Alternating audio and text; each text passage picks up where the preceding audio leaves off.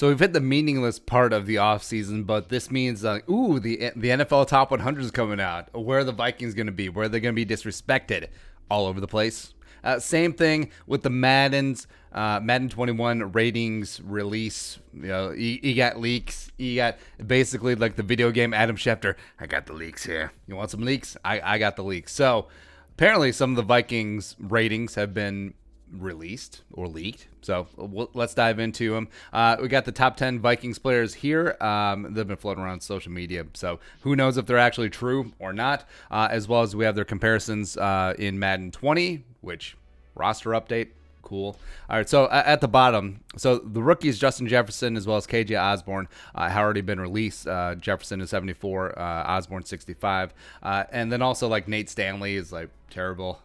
Nate Stanley and Jake Browning, which it's hilarious that so they officially released the ratings of the quarterback rookies, and they put Jake Browning in there as the only non-rookie, and they actually do think that Jake Browning is a rookie, which is just hilarious. So the Vikings have two of the three worst rated quarterbacks in Madden, which is just great. So Browning and Stanley are like a 53, and then I think that I forget who's the bottom. Anyways, all right, so look at the Vikings ratings. So, of course, they're all underrated per usual, but Harrison Smith's still at the top doing the damn thing at a 95, which can't really complain. Is he up there among the highest rated safeties in the game? Probably close. I mean, Jamal Adams will be up there. Maybe Eddie Jackson, maybe Kevin Byard. But improvement from last year. He was a 94 in last season's game, so cool. Dalvin Cook and Michael Pierce are tied for the second highest rated Viking on Madden. Dalvin clocking in 91.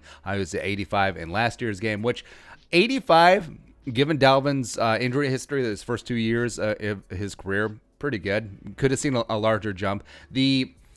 So Christian McCaffrey, which when Dalvin is fully healthy on his best day, he's certainly up there with Christian McCaffrey. In fact, maybe a slight notch ahead of C-Mac. But yeah, McCaffrey is like, oh, they're making a big deal of it today. It's like, oh, he's in the 99 club.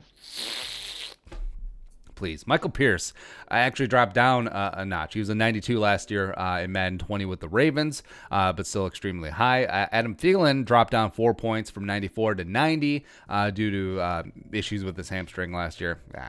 He'll greatly outperform that. So now we get into the absolute disgusting dishonesty. So Eric Kendricks is 89.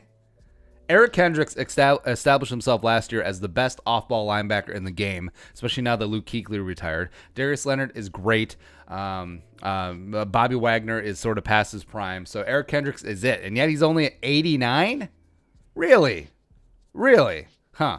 But that's still better than the 78 that they saddled him with last year, which, yeah. Danielle Hunter. So these geniuses at EA Sports actually think that they're throwing Danielle Hunter a bone. It's like, the guy who led the league in pressures last year against dudes who didn't get to play Riley Reef twice a year. Oh, yeah, it will improve him 3 points. Well, it was too low to begin with at 86 last year. 99 should be a 99, and there's no ifs, ands, or buts about it. Danielle Hunter is the best edge rusher in the NFL, and the fact that small things like this just continue to pile up, it's rough. No. Kyle Rudolph dropped 1 point. He's at 84 versus at 85 last year. Probably astute. Anthony Harris, who, again, is the best free safety in the NFL. No. I mean, yeah, he had a quantum leap. He jumped up 10 points. But last year, it's not like in 2019 he was a neophyte either, right? Or excuse me, in 2018 he was a neophyte. 2018 he was the second highest graded PFF safety in the entire National Football League. And then he still only came into last year as a 73? Please. Like, I respect the jump, but Harris probably should have at least jumped to like 87, 88, somewhere in there. So Kirk Cousin still at 82, which is just still fitting and hilarious, right? So Cousins, last year was an 81 in Madden, had his best year of his career. Not black and white statistics, not in passing yards and touchdowns, but in terms of efficiency, quarterback rating, DVOA, yards per attempt, QBR, PFF grade, all the things that actually do matter. And the Vikings made the playoffs. Kirk Cousins won a primetime game against a team with a winning record against the Cowboys Sunday Night Football. Won a playoff game, wildcard weekend on the road down against New Orleans against a pretty good football team. Yeah, it's still his Madden grade rating only goes up 1. At 82, Kirk, Anthony Barr stays at A2, which I think is astute. But man, it's rough. Like the reason why a lot of the Vikings Madden 21 ratings are so low is that they were so low to begin with. Like it's tough to bump up Anthony Harris 20 points, even though they probably should have. It's tough to bump up Kirk Cousins a couple points, even though they easily should have. It's tough to make Eric Kendricks a 95 when he was a 78 last year. Same thing with Danielle Hunter going from 86 to 89. And they're like, ooh, we're doing him a favor. Please. So the systematic disrespect of the Minnesota Vikings just continues afoot nationally. But what can you do? Still gonna play the game. There you go.